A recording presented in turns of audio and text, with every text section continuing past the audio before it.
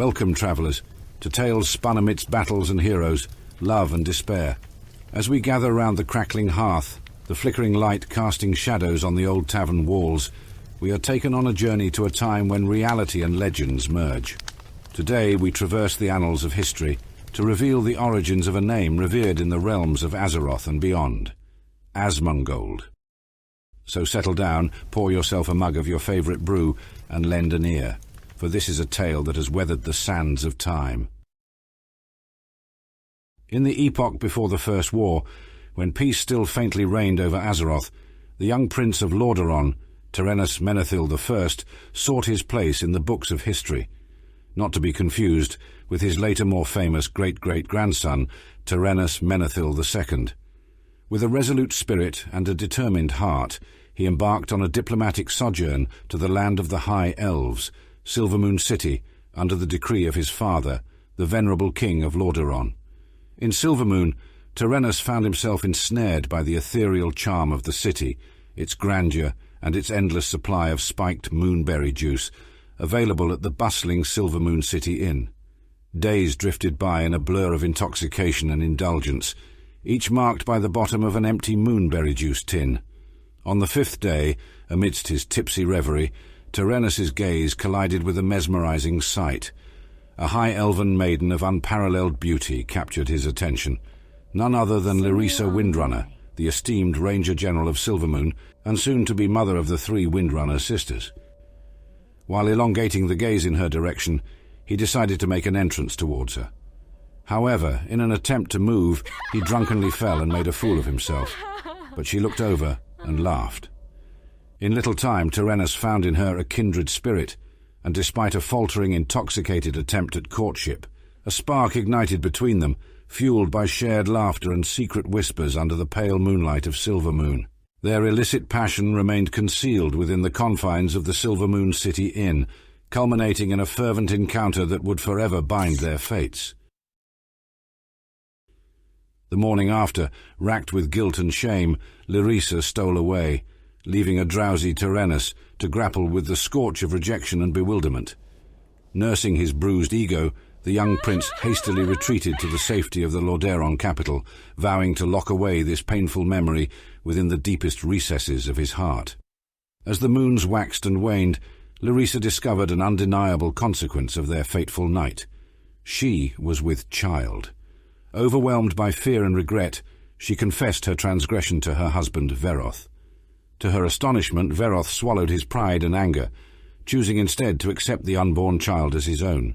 9 months later, the wheel of destiny spun inexorably once more, and Lyrissa birthed not 1 but 2 sons, a high elf bearing the signature silver hair, and a human child adorned with golden locks. Veroth's once initial acceptance turned to maddening fury and contempt at the sight of the human child, an undeniable testament to Lyrissa's infidelity. With a heavy heart, they made the difficult decision to abandon both children, for Lyrissa knew that keeping only 1 child would be a reminder to her sinful past. The human child, christened Asmongold after the golden star Deslorelin, and his elven brother, named Kesmond Silver, in honour of the silver star Casperian, were handed over to the trust of a royal handmaiden. Asmongold's journey led him southward on a logging ship, ultimately docking at western reaches of Elwyn Forest. It wasn't long before a family took him in, and he made his way to the cosy hamlet of Goldshire, a humble settlement south of the Stormwind Kingdom. Here he found a loving family, and as he came of age, he married the radiant Lady Rena of Goldshire. Their union bore a line of sons that carried forward the legacy of the name, Asmongold to Gloommengold, and Gloommengold down to Erdmongold, and finally Goldmongold. While Gloommengold and Erdmongold receded into the fog of obscurity, Goldmongold emerged as a prominent figure, his name resonating throughout Goldshire and the neighbouring Elwyn Forest. Heralded as the Golden Fighter of Goldshire, his heroism and prowess in battle were immortalised in tales of his extraordinary feat of vanquishing a dozen wolves in a single strike. These tales of heroism carried across the winds, reaching the far corners of the human kingdom. Adventures etched their indelible marks upon Goldmongold, and eventually he sought the tranquil life away from the bustle of the battlefield. He journeyed to the rich farmlands of Westfall, where he was captivated by the earthy beauty of the first daughter of the most reputable farmer in the human kingdom, a winsome maiden known as Lady Saldine. Their lives intertwined in matrimony, and the land bore witness to the birth of their 3 sons, Asmongold, Asmongold, and Asmongold. A cruel twist of fate, however, snuffed out the young lives of Asmongold and Asmongold in a chilling farming accident, leaving Asmongold, the middle child, as the sole survivor. Though he lacked his father's prowess in battle, Asmongold inherited Asmongold's love for the land. He cultivated the fields with an unwavering dedication, and together with his wife, the Grey Lady, Skola Ravensmore from Raven Hill, they expanded their family with the birth of 2 sons, Asmongold and Asmongold. Their joy, however, was short-lived. A severe snowstorm ravaged Westfall the year Asmongold was born, and the family faced the stark threat of starvation. Desperate, Skola made a secret blood offering to the old gods, pleading for their benevolence. Unknown to her, the dire consequences of her action would later unravel. 14 summers later, Asmongold found himself ensnared by a strange, malevolent force.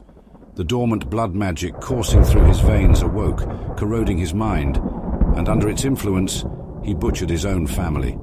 The shock of his atrocious act left him physically and mentally scarred, his hair withered away, and his sanity teetered on the brink of collapse. This curse would relentlessly plague his descendants, a constant reminder of the sins of the past. Haunted by his past, Asmongold sought refuge in the shadowy town of Darkshire, a place steeped in mystery and fear, nestled on the eastern edge of Dusk Wood, not far from his mother's hometown.